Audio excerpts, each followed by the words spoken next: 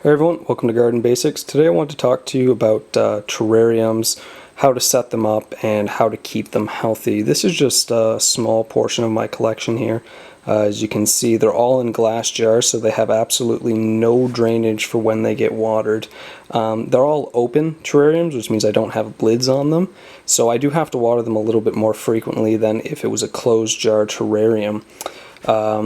I've got another one over here which I keep by the windowsill, and that one I have to water quite often as the water that accumulates in the bottom tends to evaporate quite quickly. Now I wanted to show you my hibiscus over here. Now this I'm not able to plant in the ground outside because I live up north in Canada where it's just too cold. But I wanted something tropical and beautiful like this.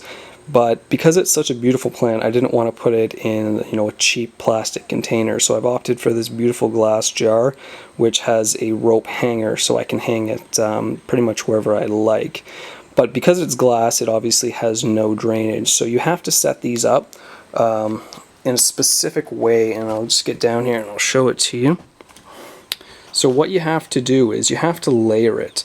So you can see here at the bottom I have stones. They don't have to be super big, but you definitely don't want to go too small.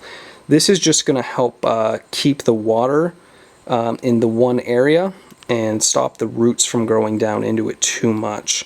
So like I said, it has no drainage, so the water has to go somewhere, and you don't want the roots sitting in it, so you got to layer it up.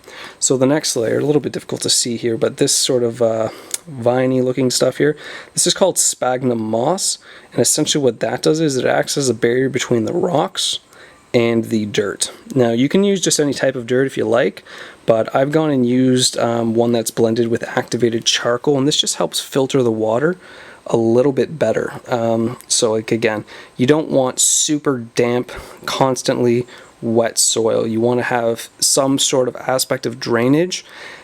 So that's why you have to layer it like this. But if you do it properly, they're going to survive quite well. A lot of people will think that you can't have tropical plants such as hibiscus in these kind of containers, but you really can. I mean, this I planted probably about 4 months ago. It's constantly blooming. It looks very healthy.